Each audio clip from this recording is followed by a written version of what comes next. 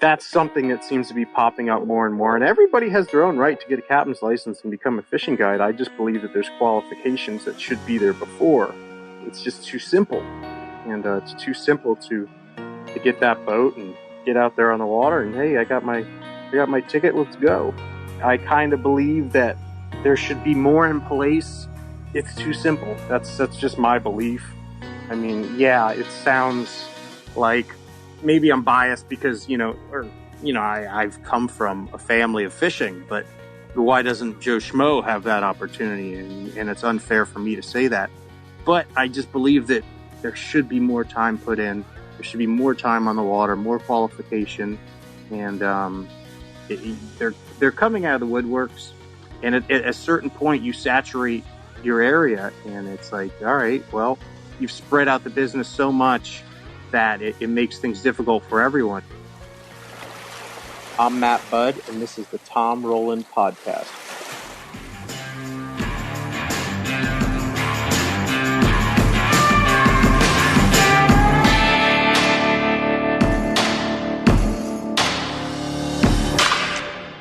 That was Captain Matt Budd.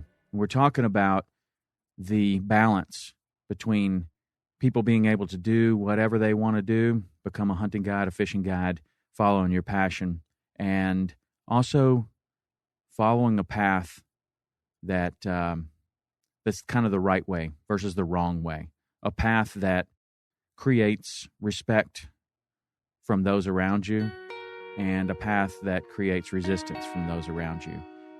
We talk so much about so many other things, including his Jupiter Fishing Academy, which is a camp for kids, which I was very impressed with. I saw it firsthand when I was fishing with Matt. I enjoy fishing with Matt. Matt is a guy that I'm very impressed with. He has a commanding understanding of his fishery and the bait and the way the whole thing works. He fishes both commercially and recreationally as a charter boat captain. He's a second generation fishing guide and commercial fisherman, and he has a really good understanding of the industry, of how it works, and really enjoyed this conversation with him with some different points of view than we've been saying a lot of times on this podcast. A lot of times, I'm encouraging everyone to do what they want to do, follow your passion, do whatever. But, is there another side to that? Is there a place where there's too much of that? I don't know. We'll investigate it on this conversation. There's certainly a way to do it better than others. And that's what we're going to talk about with my friend, Matt Budd. All right. I'm here with Matt Budd. Matt is a captain that I fished with one time and was very impressed. I was able to go fishing with you in the Jupiter Inlet.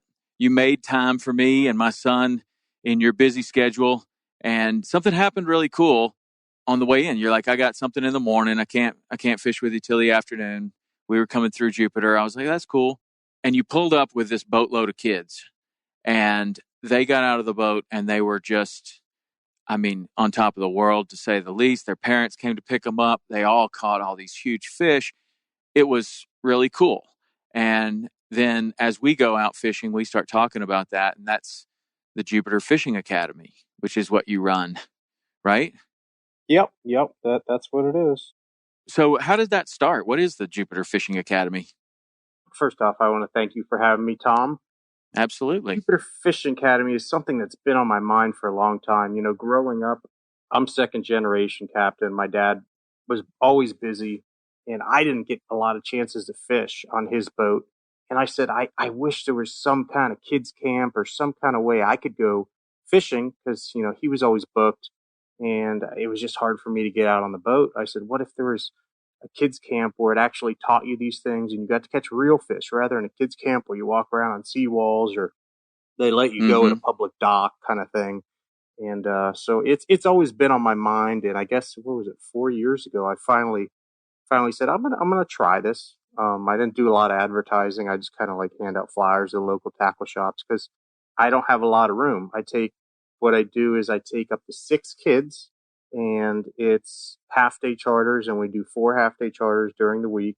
And I teach them everything from A to Z. When it comes to the river, we do 2 days inshore and 2 days offshore. And we catch everything from snook and jacks in the river on top water. I show them how to rig. I show them, good areas. I show them navigation. I say, hey, look, the clouds are building up. It's getting late, and afternoon thunderstorms in the summer. I just kind of just whatever's on my head. I kind of give them information. The kind of things you wouldn't normally talk to your charters about because it's just not worth mentioning. But I want to fill these kids with education. I want them to have knowledge and also safety. So it's just a little program I've designed that these kids that have a passion for fishing, they can really take advantage of it with my summer camp. That's really cool. So do you think that like most of the kids that are coming, are they coming for a week? Or are they coming for longer or shorter? Or like what's the average? And are these like local kids or are they coming vacation kids? I don't know It's what it all looks it's like. all local kids, and what happens is pretty much most of the time the kids that come, they come every year. I've got kids that'll sign up for 2 or 3 weeks at a time, and I only run it 4 or 5 weeks out of the summer because I've got charters to fulfill, and I gotta fish with my customers also, and so that takes up half my day. But pretty much those kids tell their friends and they tell their friends, and that's how I don't even advertise because I only have room for 6 kids, you know what I'm saying, and it's a limited Right. amount of time. So yeah, I mean it's the same kids most of the time over and over until they get to the point where now I've had kids who are 12 and it's been 4 years and now they're 16 and they're kind of too old. Like, I'm sorry, you're a little older than what uh Right. what I normally take, so you'd have to either book a charter or they stick Soon around. those kids are going to be getting their captain's license. I I I I mean, I, I would imagine so. They seem pretty inspired, and they even asked to come donate their time and be a mate on the boat. that's cool. That's Yeah, really cool because like when they start, I don't know, you always hear like people say that you never fully understand something until you teach it to others. And so like in that situation where you're teaching these kids and then they turn and teach it to other kids, that's pretty cool. Like if you could absolutely. get I that mean, going. the thing about it is we're educating the future of fishing, and we want them to see things the right way, should I say? And I also want to get them off to a good start with everything, as far as just navigating the channel properly and giving people the respect they deserve when you see their Well, fishing that's what fish. I was going to ask you. I was thinking, when you say getting people started in the right way, etiquette is such an important thing. And like you went straight into it, like how to give people enough room, how to know what somebody's doing, from a distance and be like, okay, well, if you go on this line, you're messing them all up. And so is that something that you're really paying attention to? Because in that Jupiter Inlet, I mean, there's not a lot of room there. Like you could easily mess people up, right? Well, there's also only really one school of fish too, so it's kind of it's Yeah. kind of But then like there's a also the fact that it's a navigable channel and you got to go in and out of there. So yeah. like there's a real fine balance there to like giving somebody the room that they need, but also you need to get in and out of there. Do you talk about that with the kids? Absolutely. Absolutely. I bring everything up. When I pull in there and I see that there's two boats fishing the school of fish, I'll say, you know what, let's go run down the beach and do something else for a little bit. They're like, what? Whoa, no, no, we want to catch stuck. I'm like, listen, these guys were here first. They're fishing the school of fish. Honestly, if we pull up, we'll just be hindering what they're doing, getting in their way, and it'll make it difficult for everyone. So let's not crowd them. We'll go run down the beach, look for tarpon or whatever it is. But that's just something I do, and they'll say, hey, look at all the boats down the beach over there, usually on a pot of bait or whatever they're doing. They're saying, let's go down there. I'll say, no, we're going to go the opposite way. We don't want to be in the middle of that cluster of boats. And just try and let Yeah. them know, you can do your own thing. You don't have to go chase other boats. Yeah. Boy, that is getting them off to the right start. That's cool, man. And then what about the bait catching? Are you obviously, I mean, you're really good at catching bait. I show So them is everything. that, are you bringing that, you're bringing that in and teaching them how to throw the net and everything? Yeah, we have on the first day, I bring about 6 or 7 6-foot nets out and teach them about throwing the nets on the sandbar at low tide. Then, when we graduate the next day after we play around the river a little bit, we go out and we'll fish near shore basically, and I'll teach them how to catch the croakers and the sand perch and everything like that for snook bait. and they'll watch me and they'll say, "Hey, can I bring a net too?" And I'll let them play around and throw the net on the beach.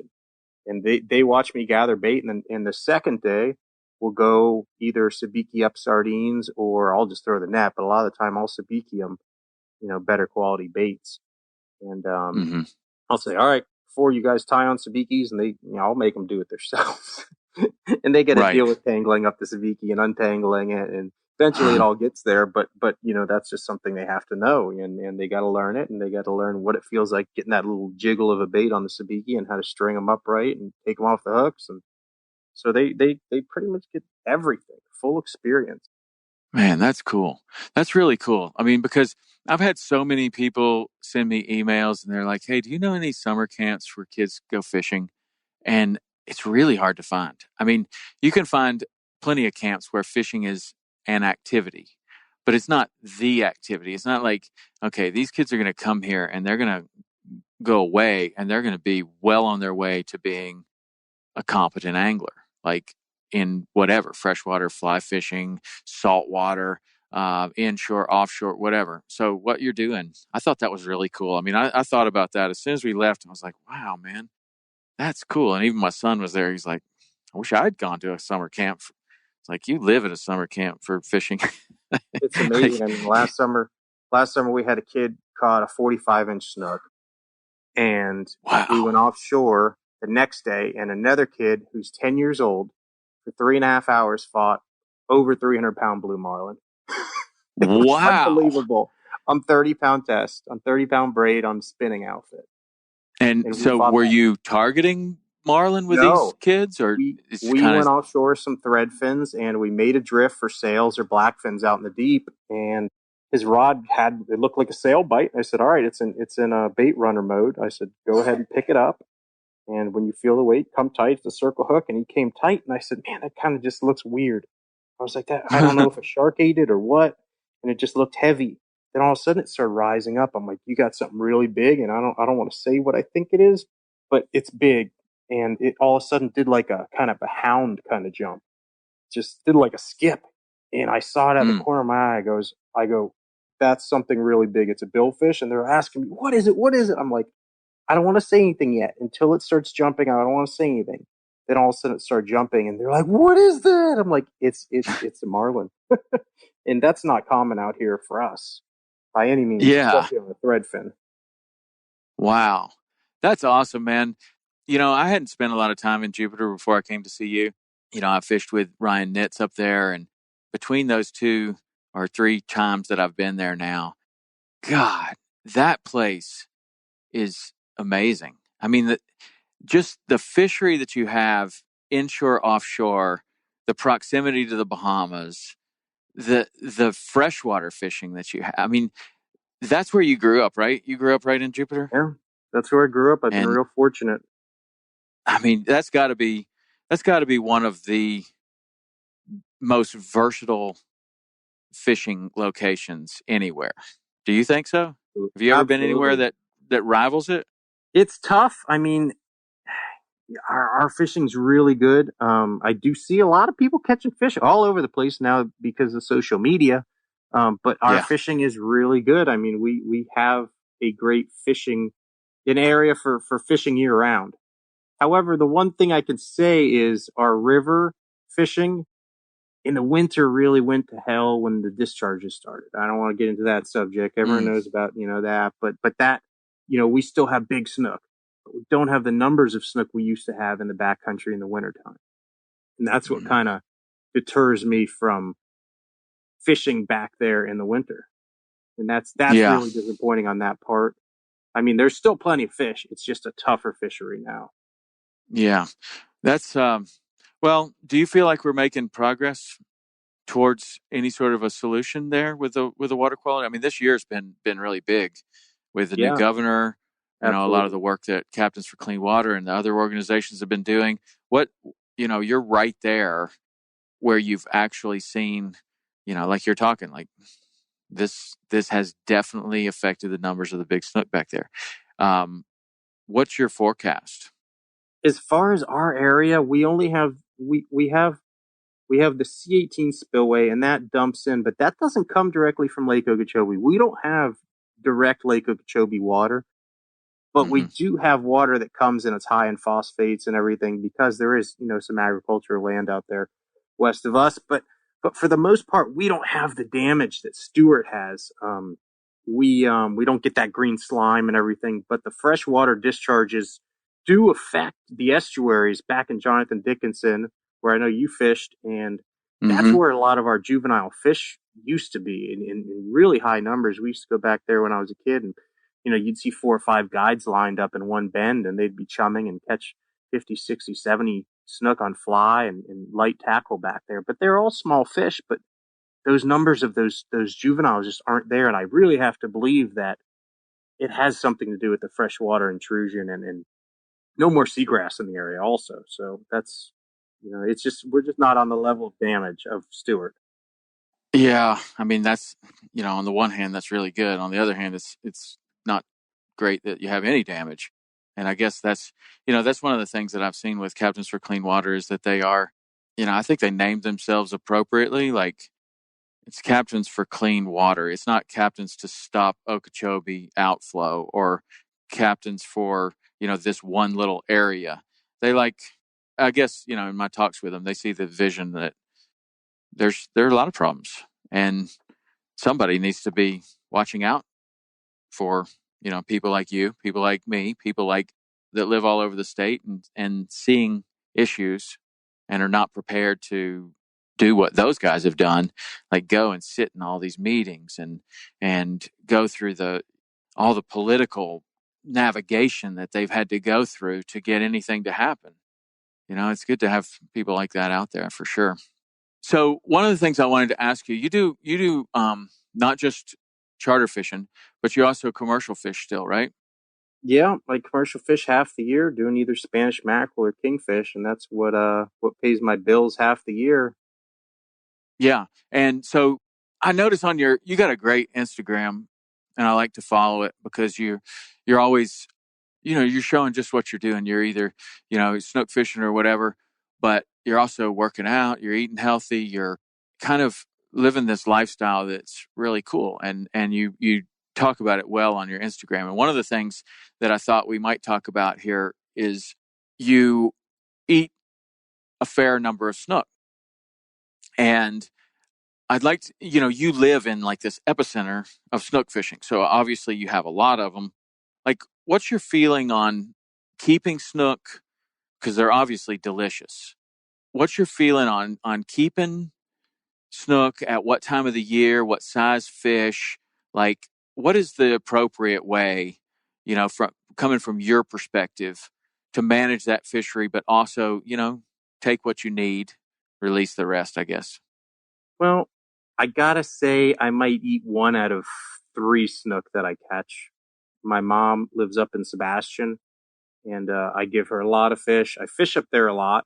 I spend a lot of time with the guys up there fishing up there, and those a lot of those fish go to my mom and family up there. But I do eat a good amount of fish. I mean, it's organic, free range fish. Right. Basically, Yeah. you can't buy that in the store if you want a good protein source. And the snook, they're pretty low in mercury, and you don't really have to worry about the things you do with, say, a slab of kingfish or swordfish. So Mm-hmm. that's the one thing I really like about snook. But then you take into account the fact that yeah, those are your fish that are going to be 38-inch fish in a couple years, and those are good for business. And I have a lot of faith in FWC's programs. I worked with their programs when I was a kid. They had the tagging programs, and they used to give you a T-shirt if you caught a tag snook. And I had so many T-shirts when I was a kid. But Jim Whittington at FWC, he was always the researcher, and they were out there in the inlet tagging fish every day. And I have a lot of faith that they know what they're doing. I'll probably keep 20, 30 fish a season when I'm allowed Mm-hmm. to. I might eat 15 of those fish, but like I said, I have a lot of faith in what they do, and I believe that they understand what they're doing. And I am in no way a scientist, but I believe that those big breeder fish are the ones that are going to spawn, and those are more important. And since we all know now with the slot rules and everything, those are protected fish. So I think everything's okay. I mean, as far as one per person per day, that's not that damaging.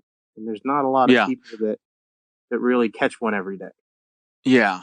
That's really good to hear. Like that you feel like, I mean, sometimes the limits are like really out of whack, Yeah, like and phobia. they were on permit, and they weren't necessarily on purpose, but you could have a head boat that could go out there, and it was like, two per person per day or something. I don't know. I can't remember what the limit was before they made a change, but basically everybody on that boat could catch two, and that's way too many.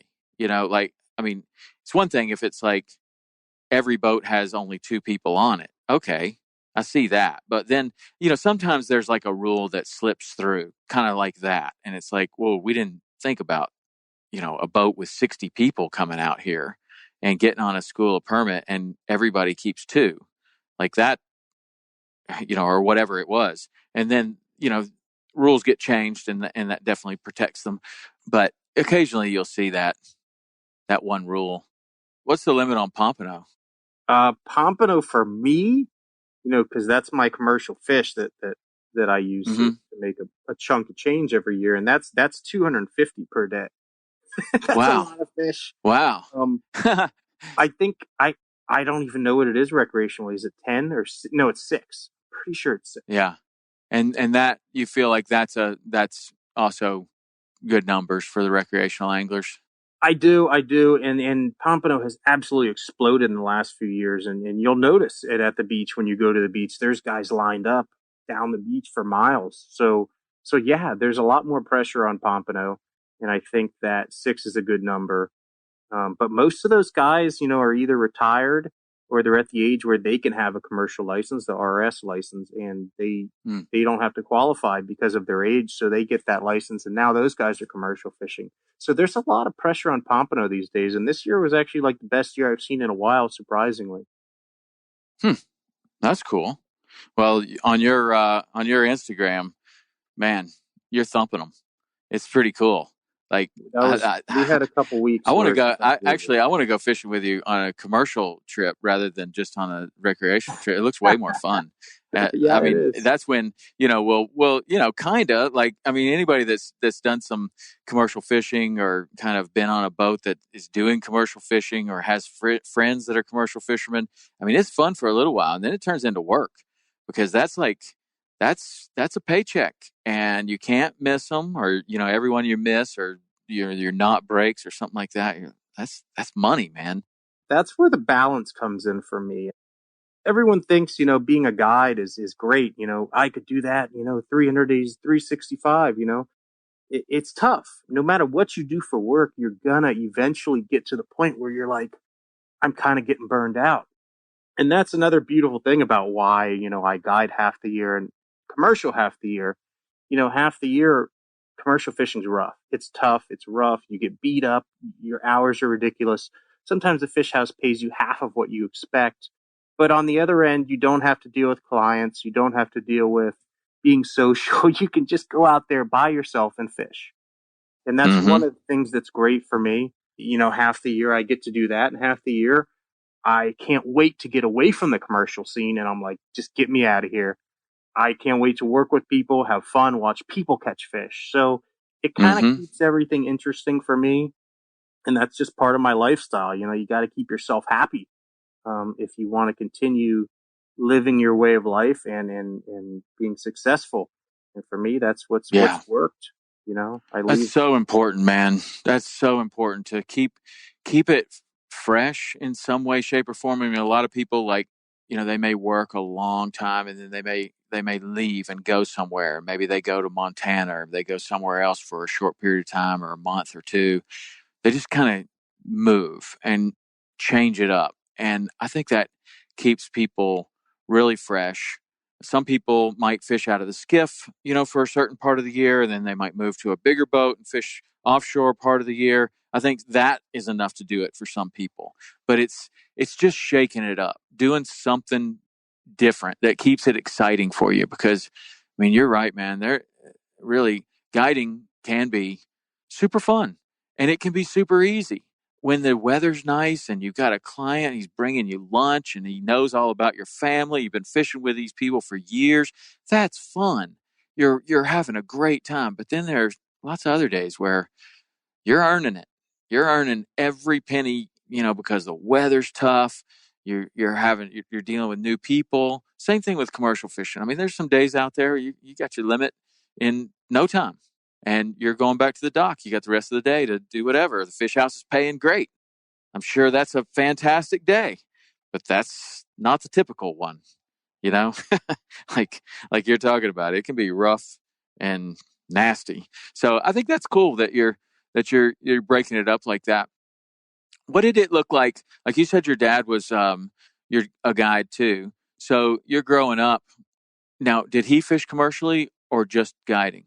He had the licenses with me growing up before the economy really got bad. We never had a chance to fish together. And he had a crazy business going on here in Jupiter, and then the economy kind of really took a crap. When was that? In the early 2000s or something? Yeah. And it Yep. really slowed down a lot. His regulars weren't coming as regular. It just seems like the money everybody had to throw around wasn't there. It slowed down for him, and he said, "You know what? I've got these licenses. Let's go kingfishing. Let's go do this." And it got to the point where me and my dad were fishing together, and that's really what got me started in that. Um, and he started getting to the point where he was getting burned out on it. He said, "Matt, you're 15, 16. You want to take the boat alone and do it?" And so I said, "Yeah, I do." And so I started doing it on my own and working on my own in his boat when he didn't have charters. And that's how he got me into that. And so that would be almost like commercial kingfish and then pompano and other things too? Or did you kind of, when you were young like that, you focus on one? No, in the winter it was the Spanish mackerel, because we get a great run of Mm-hmm. Spanish mackerel right off St. Lucie Inlet there. As winter starts, turning into spring, the pompanos show up, cobias show up, and the kings start trickling in, and we get them in the winter too, the kings, but the live bait just isn't plentiful as it should be here in the winter. It's just tough. You can get gogs, but you can't really find a lot of the baits we need unless you run around and really travel for it. So, mackerel was the go-to thing. As spring came around, then you hit the kingfish. Yeah, that's cool. And man, what kind of feeling does that give you as a young man when you're single handing a boat and bringing in your full? Like Yeah, that's and I that's do. for a 16-year-old kid, 17-year-old kid. That's gotta feel pretty awesome. It is, and my dad's. People call me a sporty and whatnot, but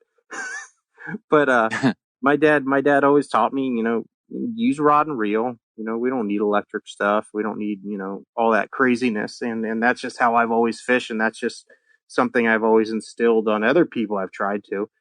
We don't need to throw cast nets and gill nets or whatnot, but that's just something that I've felt was fair to the fish also. And there is conservation in me, even though I commercial fish. And that's just something I believe in.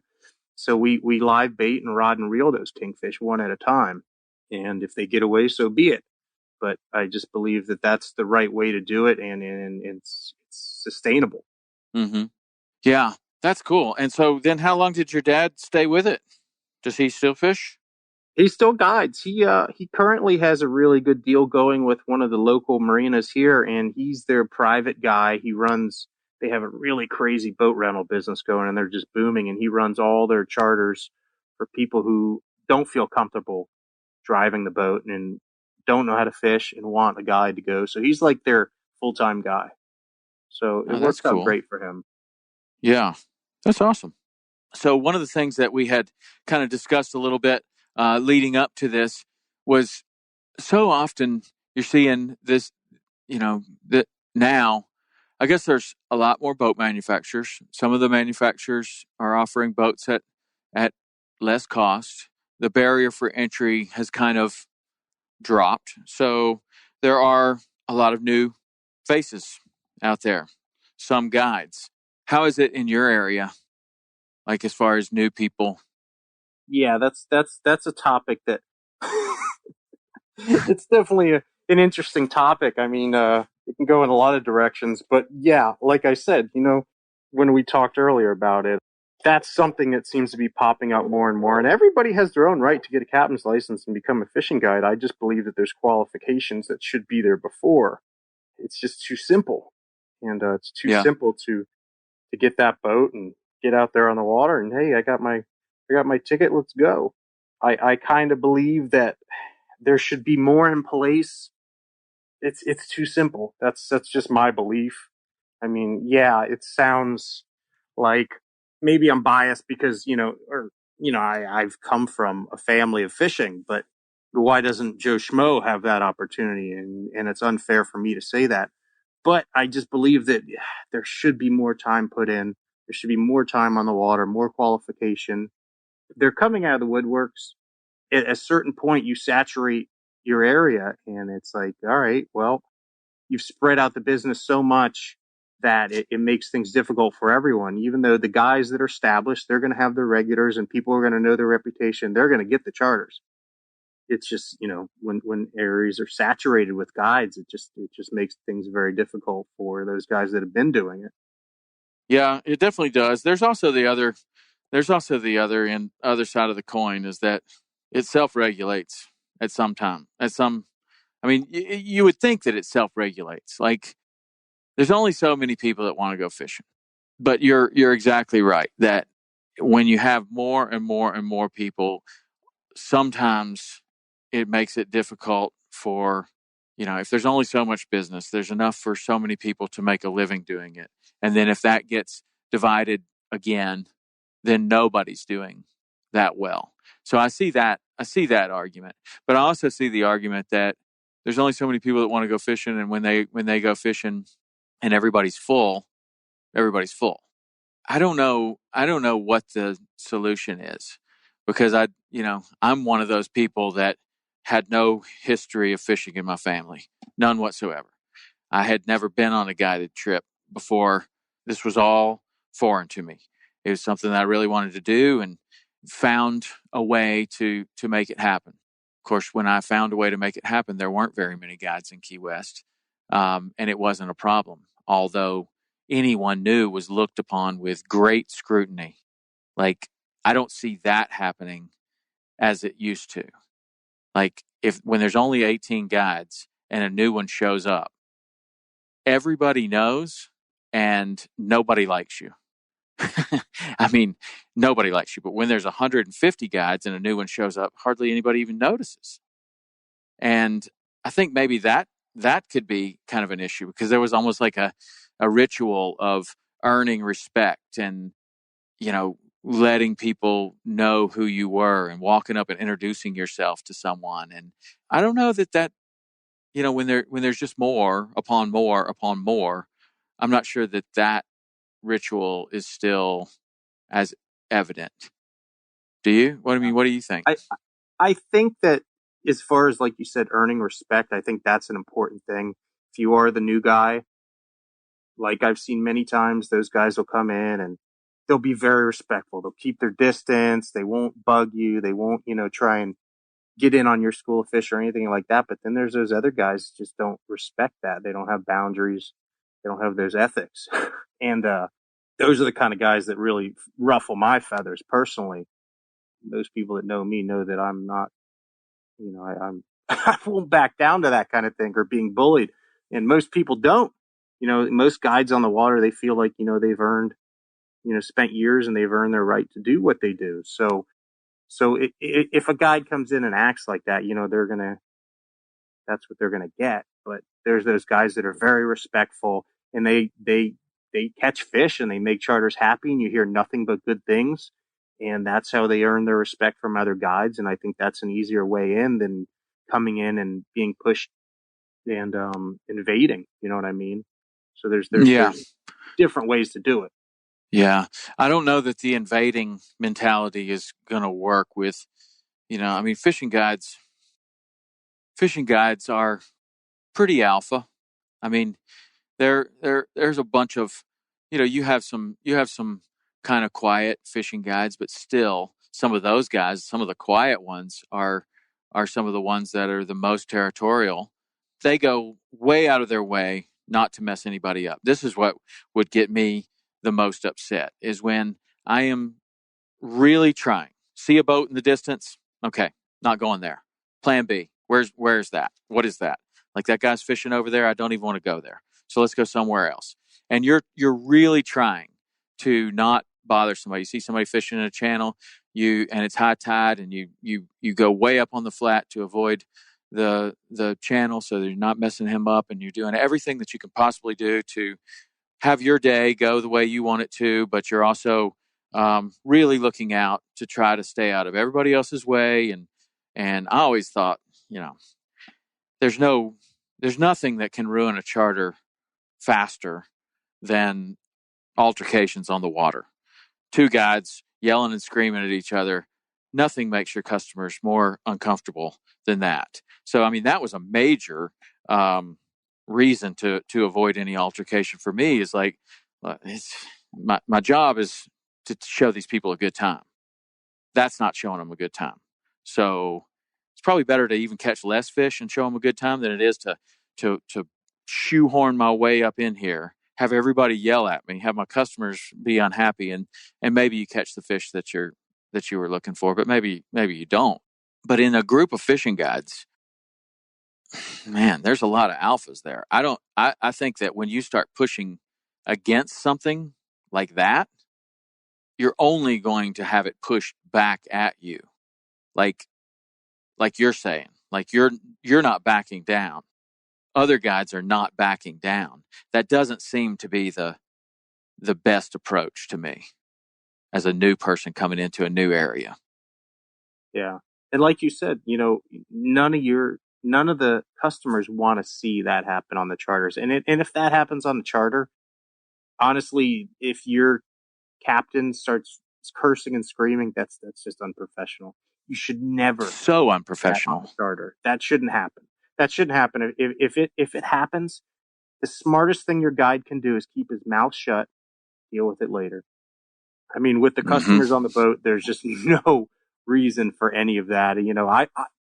I have never done anything like that with my customers on the boat, but I've had my customers yell at people. I've had my customers start screaming at people before who've made bad moves, and I'm like, whoa, okay, all right. Yeah, you're going to see that guy at the dock. And unlike on social media, it may not go as well as you think it will. Like, you're yelling at that guy. We're probably going to be at the dock at about the same time. So be ready for that. Absolutely. Yeah, things are a little different in real life than they are on social media. Yeah, they sure are. But you're exactly right. Like, that, there's no place for that on a charter. Like, guys yelling at one another on the water. That's a bad situation. That's a trip ruiner for the customer. The customer will remember Absolutely. that, and it's just not what they want on their day off, relaxing with their family or catching fish. So what do you think the solution is? Like, when you're seeing new guides, or maybe even a situation like, have you ever had a situation like, maybe it's somebody that you've been fishing with for a while and then they decide that they're going to become a guide? Yeah, that's one of the other things that happens. You take someone on a few charters, they kind of ask a lot of questions, and you're used to questions and everything, but then they stop coming, they stop calling, and you start seeing them out in their boat, and then they start calling you and saying, "Hey, can I buy some bait off of you?" And you're like, "No, I'm not a bait man. I'm a charter captain. I sell my bait to my customers who buy charters." Then it gets to the point where they go out and they try and catch their own bait, and they haven't done the time, so they don't catch their own bait. Then they go buy bait from a bait guy, which is fine. And then they start, like I've said, invading, coming closer and closer until it's the point where they're spooking the fish or they're invading your area and getting too close. And, your customers don't like it because it's messing up their fishing. And then that's kind of an irritating thing. And at that point, they weren't even a guide yet. They're just fishing and trying to learn things on their own, which is just, it's just human nature. Monkey see, monkey do is what I call it. But, it gets to that point, and then they continue and they catch some fish, and then before you know it, they're posting up their picture of their captain's license, and that's just part of life. I mean, you show someone a great thing, they're going to want to do it. Yeah. Well, of course they're going to want to do it, and they have every right to do it. And if somebody's listening to this conversation, it might be easy to think, wow, sour grapes, man. Like, wow, that, like, what are these guys talking about? Like, everybody's got a right to go do that. And I don't really think that that's the conversation that I intended on having, is like, oh, there should be no new guides. There shouldn't be this. I think that we're both um, understanding that everybody's got the right to do that. But maybe there are better ways to do it than others. And like, say, for instance, that guy that we just discussed, that guy that is kind of a client, and then he turns into a guide. Great, man, that's awesome. I had that happen many times.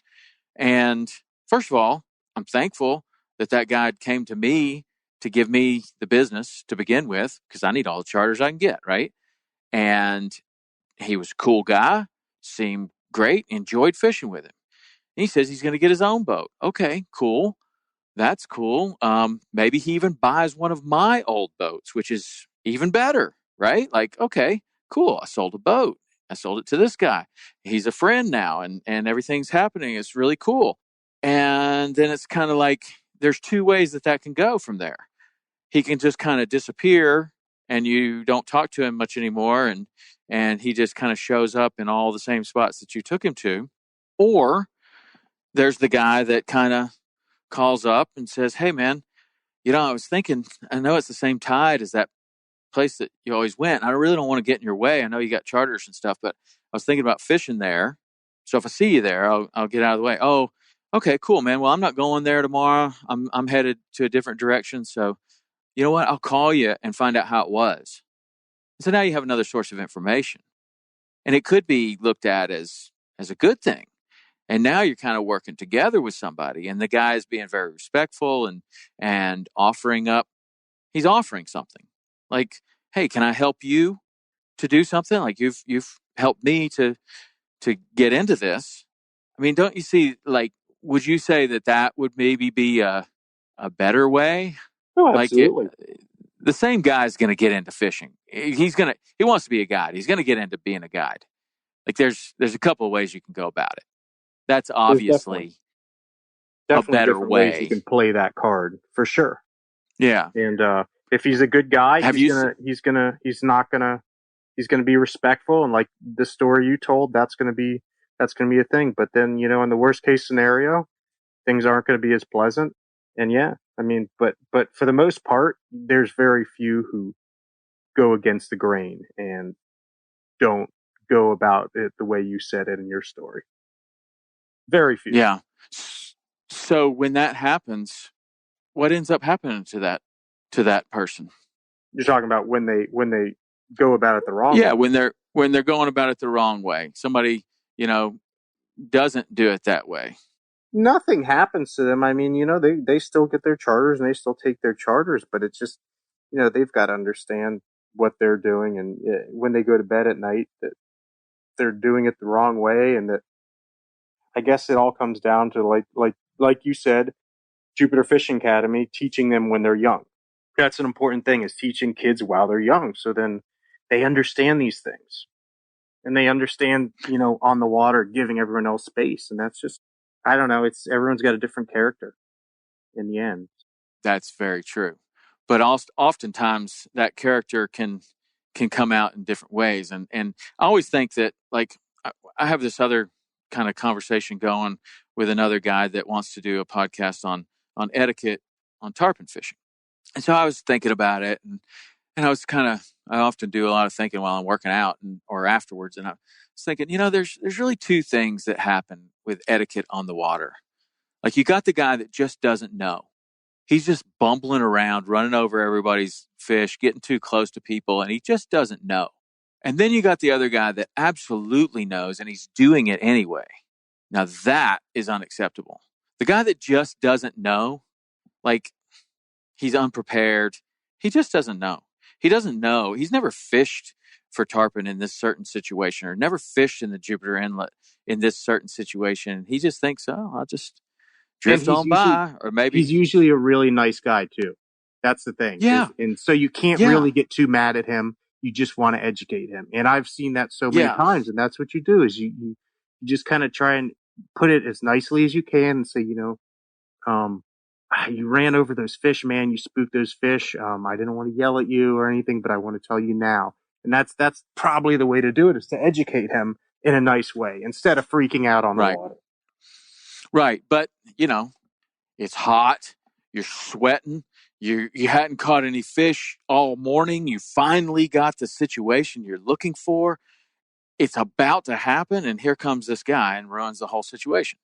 And there's a lot of emotions. Your clients are getting mad. This is a really important client. You really want to do a great job for this person. And for whatever reason, it's been a very difficult morning. And here it is. We finally got the setup. We're in the right place. The anchor held. The bait's alive. The fish are behind us. It's about to happen. And here comes so-and-so and just messes up the whole thing. Completely unintentional. There's a lot of emotions going on right there. And it's very easy to freak out on the water. But I don't know, that's where it really boils down to good communication skills. It's you could yell at that guy and maybe create an enemy forever. Or you could let it go, call him up, explain the situation, be extremely patient, and you might have a totally different outcome. But boy, it's hard. That's a hard one. Yeah, it's always tough, especially for that nice guy who just doesn't know, like you said. Yeah, but I can But be the a lot more arrogant patient ones, with somebody that just doesn't know than somebody who absolutely knows and is coming in there anyway. and he's arrogant. Mm-hmm. Yeah. Where's the sign that it's your fishing spot? That's always a good one. I didn't see the sign. It says it's your spot. Oh, okay. Well, there's not one. Do you own the ocean? No, I don't. But I don't think you do either. And maybe can't we just all get along, man? sometimes that's what you want to say. But I don't like confrontation on the water. I don't like any of that stuff. So I typically just bail out. And on some of those bailouts, it's so tough. But like we talked about before, if you stick around and start arguing, it's only going to be a negative.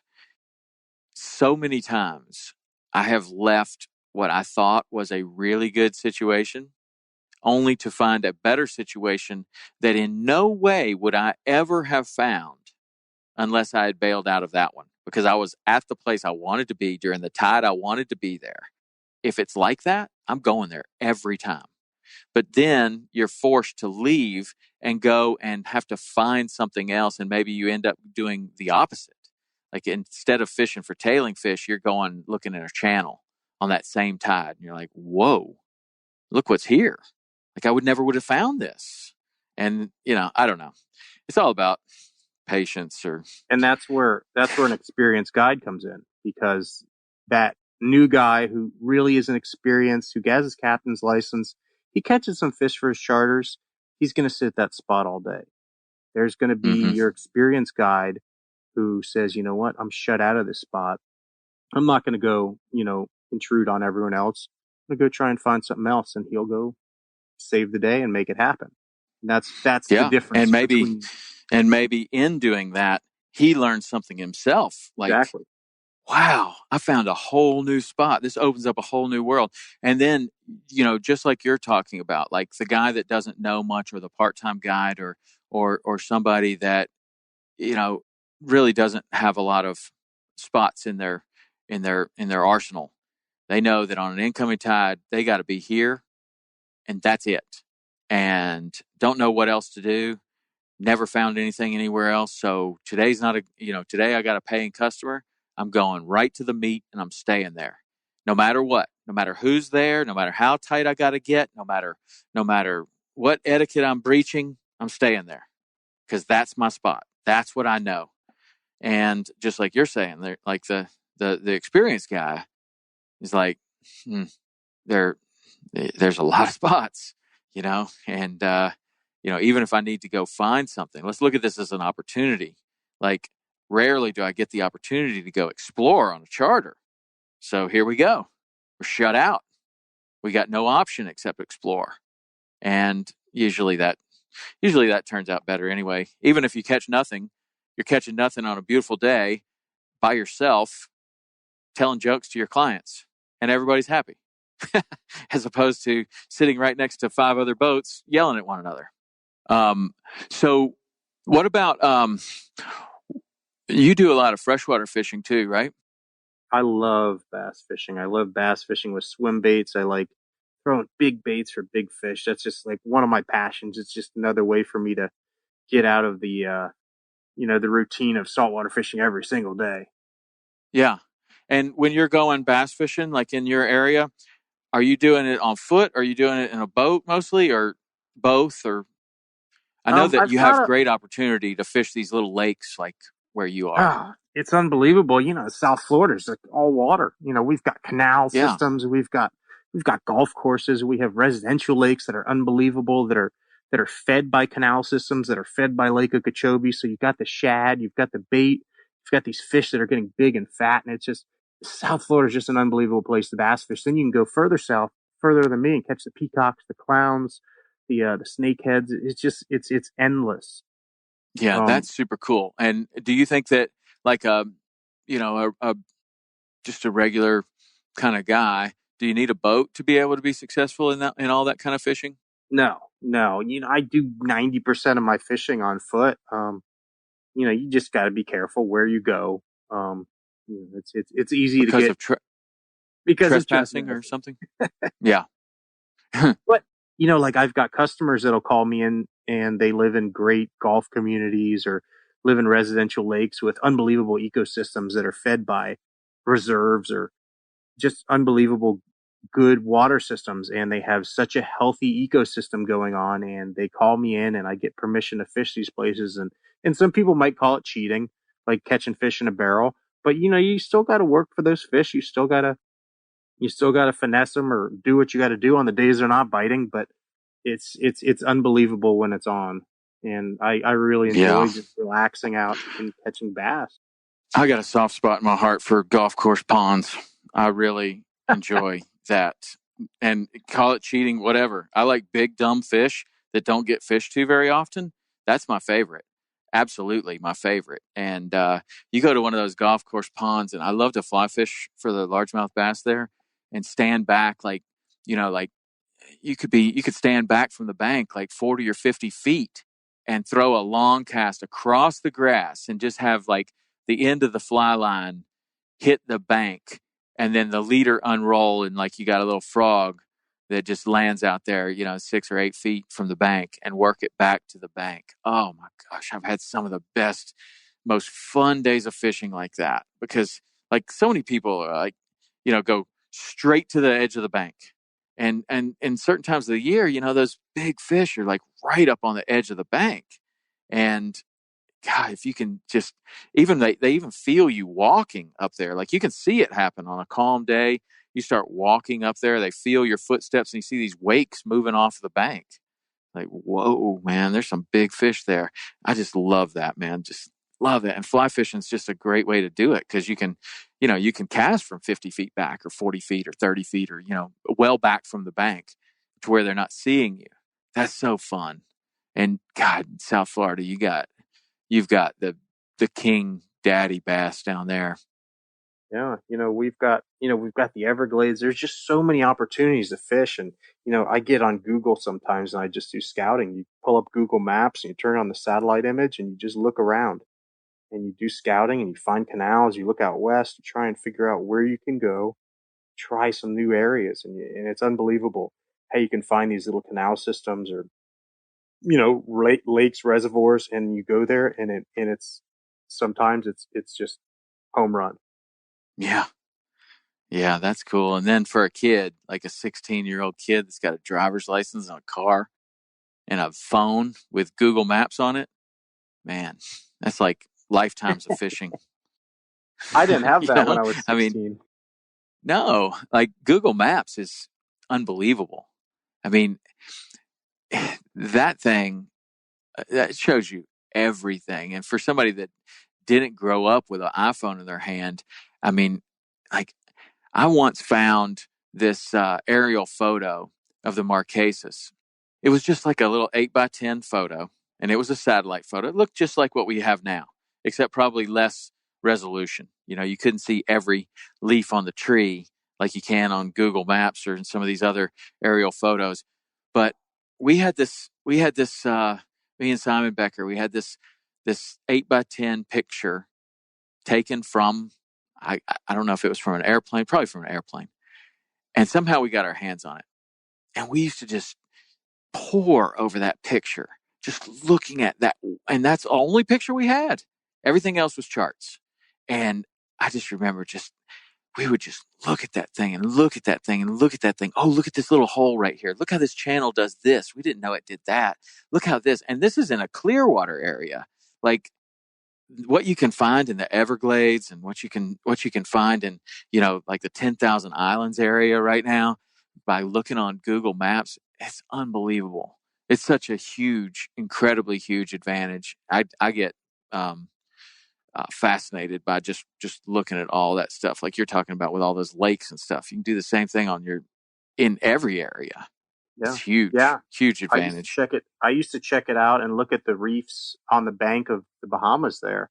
When we'd go run across, I'd say, hey, I just found this new little rock that looks like it'd be really good, and you can see all that. And it's just such an incredible tool. Yeah, it's awesome, man. That's cool. Hey, so one other thing I want to talk about, what's your road to fitness? Because when I follow you on the Instagram, I see, man, you're eating healthy, you're working out, you're doing all kinds of stuff. And I don't know, how long have you been on this road? Well, I've always tried to be, fit and stay in shape and everything. I trained jiu-jitsu for like 8 years, and my knees started getting messed up. Everything started falling apart. I really love the jiu-jitsu. I love, training mixed martial arts, but it's just my body started falling apart. The last couple of years here, I started going to the gym and lifting weights, and it just felt really good. And I feel like I've been strengthening all those areas. I throw the cast net all the time. Sometimes I throw a 32-pound net to catch sardines in 40 foot of water, and my rotator cuff and my shoulders are just destroyed, and I'm 33 years old. So I started really, really concentrating on strengthening my shoulders and my back, my lower back, all those areas that get stressed from fishing, from being on the boat all day and pounding. Of course, I can't fix the compression that's put on my discs and everything, but I really just try and concentrate on working those areas that need improvement, strengthening around those areas that might be weak. So that's really what I did. I got a little overweight last year, and I started doing some research, and everyone's got their own opinions. I know you've talked to Lane about things before. Yeah. And he's real opinionated, and he hates. He's got opinions. I don't know if he hates, but he's opinionated. So should I say I got into intermittent fasting, and some people frown upon it. Some people say it's a joke, and some people say it's it's just a way to get your deficit of calories is all it is. And it was a system that worked good for me, and I lost 40 pounds, and I felt great. I mean, I felt so concentrated. And I just felt better than I did when I woke up and ate a bunch of carbs. And what did it look like your schedule when you're doing the intermittent fasting? Like, how much time are you spending not eating versus what was your schedule? So basically it's skipping breakfast. I mean, it really wasn't as difficult as it sounds. I would get up, I'd go to work, I'd work all day, and I'd eat my lunch, should you call it, at 2:00. I'd eat a salad, some chicken breasts, and then I'd eat dinner again at 6 or 7. Then I'd be full, and I wouldn't eat again till the next day at 2:00. Mm-hmm. Yeah, I don't think that you would find Lane having any problem with that. Like, his thing is like, I mean, everything that he does is based in science, so he is a really smart guy, and he knows the science so well. But his thing is like, look, keto is not going to necessarily work unless you're in a calorie deficit. Like it's not like the fact that you're not eating carbs. It's the fact that when you stop eating carbs, you have cut your calories down significantly. And that works really well for some people. I had a great conversation with him about that. I was like, and he's like, well, if keto works for you, great. It's keto. Great. Do that. And he is a really open person about whatever works. And a lot of different things are going to work for a lot of different people. But what he can't stand is when somebody just gets the science all wrong and is saying that keto is working for some reason that is just untrue, right? Like that it changes your hormones or something like that. And he's like, no, like you're in calorie deficit, and yeah, that's why you're losing weight. And when you're drinking a cup of coffee that has a half a stick of butter in it and 5 tablespoons of coconut oil, and it's 1,000 calories. Oh, that's fine if that's what you want to eat, but it's 1,000 calories. So you need to be aware of that when you go to eat, your all bacon lunch that is, 4,000 calories. Like, okay, now you got 5,000 calories and you're not doing anything to burn any. Like that's not And the I way. But dabbled in the keto a little bit, but I didn't like the diet. It didn't agree with my body. I dabbled in it too. Like I don't know. I'm fascinated with the whole with everything. Probably as fascinated as I am with so many things about fishing. I'm just fascinated with it, and I hear all this stuff about keto. I'm like, I wonder if that would work. So I try it for a month. Like I don't do anything for less than a month. Like if I decide I'm going to try something, I'll try it for a month and see how I feel.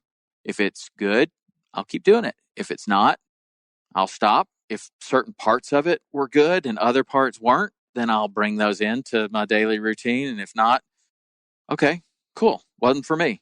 Might work for other people. That's great. Not for me. And I don't know. I think I would have a hard time. I mean, I enjoy eating vegetables. I enjoy eating, some carbs, and that is good. I mean, I don't know. I just felt like I didn't think that I was going to be able to stay on keto forever, where like the plan that I do is more like portion control. Like, people say watch your macros or whatever. So, or other people are like the zone.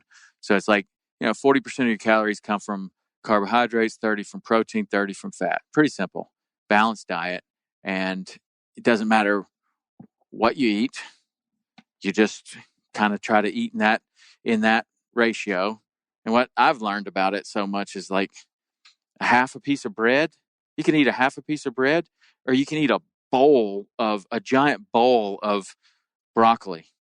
Like if you're hungry, you can eat massive quantities of certain foods, and other foods you have just a bite of it, and it's the same amount of calories or the same amount of carbohydrates. And I don't know. I learned a lot about food, like which ones to stay away from, which ones make me fat.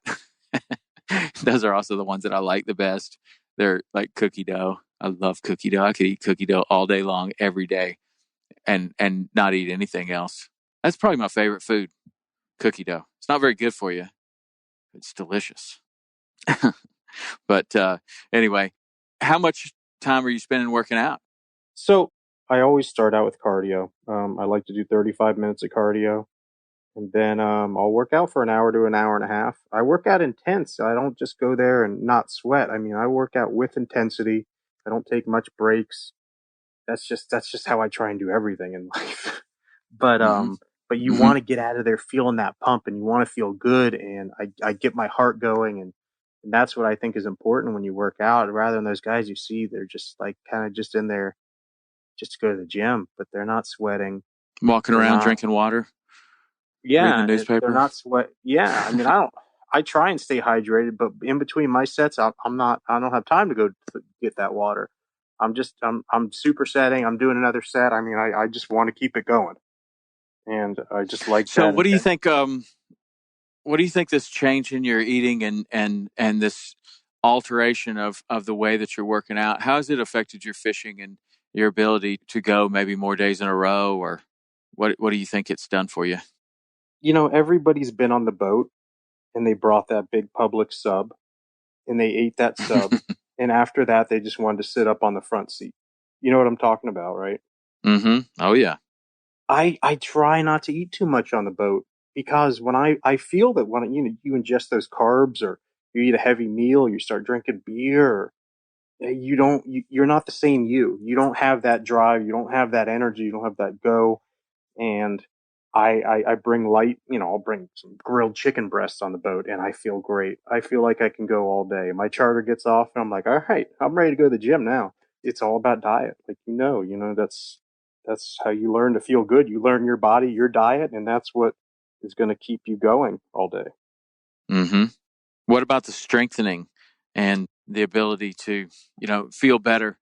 Like you're talking about your shoulders and your lower back. A lot of guys that throw the net a lot suffer from like frozen shoulder or some sort of a shoulder issue. Has what you're doing, has that gotten you more mobility in the shoulder? Are you able to throw the net better? Yeah, I feel like I can pick up that 32-pound net and I can huck that thing a mile now. I feel great. When it comes to getting in the kingfish bite and we're doing drifts and catching 30, 40 fish on the deck, I don't, I feel great. When you're in shape and you're eating the right food, you're not going to stop. You're just going to keep going and going and going. And I used to, my back would start hurting and you need to take a break.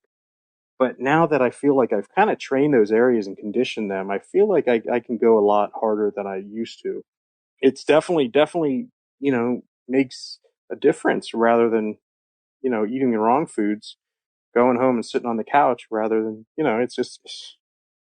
it's made a big turn in my life as far as that part. The working out and trying to strengthen those areas that are under stress each day has really made a huge improvement in my fishing and my durability and just the amount of time I can spend on the water before I'm fatigued. How much do you think? I don't know. The older I get, you're a lot younger than me. I'm 50, but the older I get, it seems like even though the workouts have become more and more and more physical that I'm doing, the benefit is more and more and more mental. And especially like when you're fishing all the time or you're in a job that is stressful, mentally stressful. What do you think about the difference between the mental and the physical on the workouts? Are you seeing advantages like mentally? Yeah, absolutely. I mean, mentally is part of the reason I go to the gym, not to look good, not to have muscles, but mentally, you're having a bad day, you're having you had a rough day on the water, you're tired, you want to go home and go to sleep, but you go to the gym, you get out of the gym and you feel great. That it's so good for your head to just do that, to clear your head. You can think about a lot while you're working out. Like you said, you usually think up ideas, but it's just a really important time for me that's become, I know you can relate to it. Yeah. A lot of people talk about meditation and stuff and how important it is.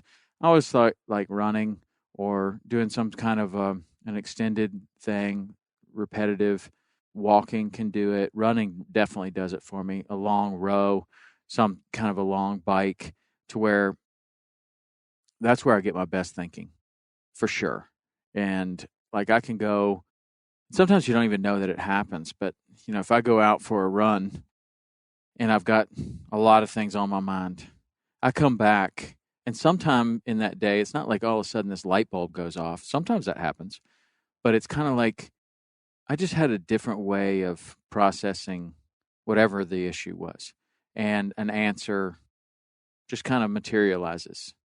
And I can tell. I mean, I'm thinking differently because of the run or because of the time that I was able to spend, away from the phone, away from anyone else, not talking to anyone, just out there, like I call it moving meditation, like the running. And the working out can be the same, but it seems to me like there's certain things that are better for it than others, as far as the thinking goes.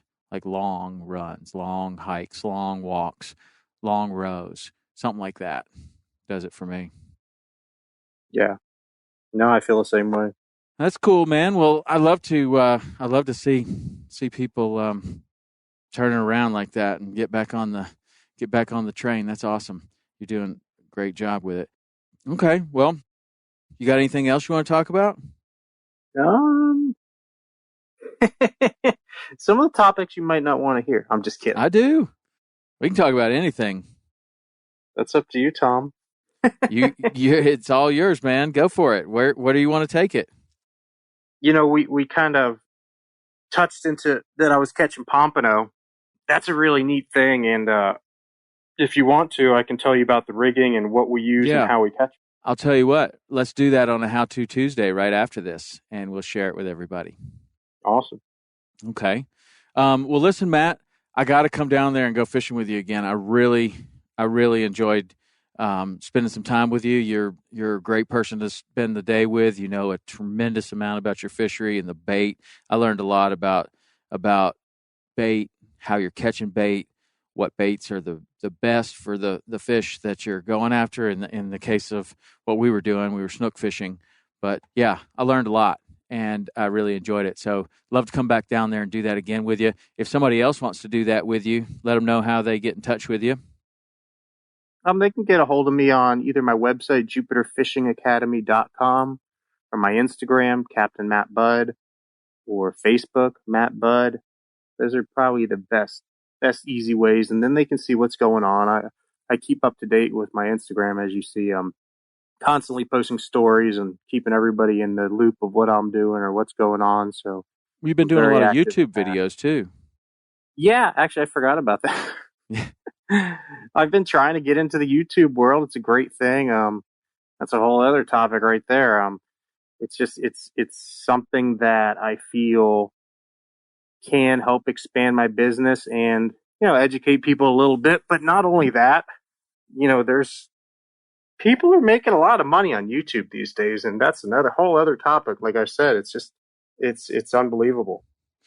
Well, never in my life have I seen so many successful YouTubers in such a small area. I didn't realize how many people were from Jupiter, but you've got, or the Jupiter area. You got, in your area, you've got Deer Meat for Dinner. You've got Paul Cafaro. Who else? Blacktip H is nearby. Those are like three of the biggest YouTubers on YouTube, not to mention just outdoors hunting and fishing. There's probably more. What about Catch 'em All? Another huge. He's one of my good friends. Man, he's huge. I mean, so much is going on there. It's crazy. Why do you think it is that there's so many successful YouTubers there? I guess it's because of the fishing. I mean, well, Paul and Catch 'em All, they've got their own category, and it's that whole pond craziness the kids are loving. It's crazy. And those guys have, I mean, like Paul Cafaro, I got to get him on the show. I really want to. He's just created this thing.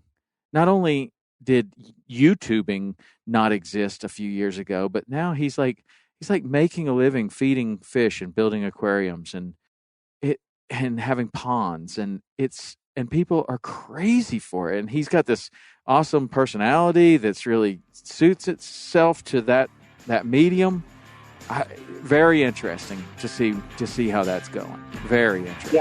Yeah. They've evolved that. A lot of those guys started out fishing, but then they got into that whole pond and aquaculture almost, because they're raising fish. They have stories and names for their fish, and it's really intriguing to a lot of people. So that's definitely been very good on their part. But then you got Blacktip. Josh is a serious fishing channel. He's very dedicated to what he does, and I have a lot of respect for him for that, because he never deviates his way, and he always fishes and he catches fish. Yeah, that's cool with him. I had him on the podcast. It was cool to see how he started and built that. A guy that I don't think he owns a boat today. So there's a guy that didn't own a boat, got so many things working against him, and is able to, create this life. It's really cool. I don't know. That's a subject for another day, I guess. We'll talk about all the YouTube stuff and the pompano fishing. But well, cool, Matt. Appreciate you getting on here with me, and we'll do another one. We'll do another one when I come see you, and we catch more of those big snook. And I'd like to see what you do offshore too. Like I've never fished offshore with you. That'd be fun.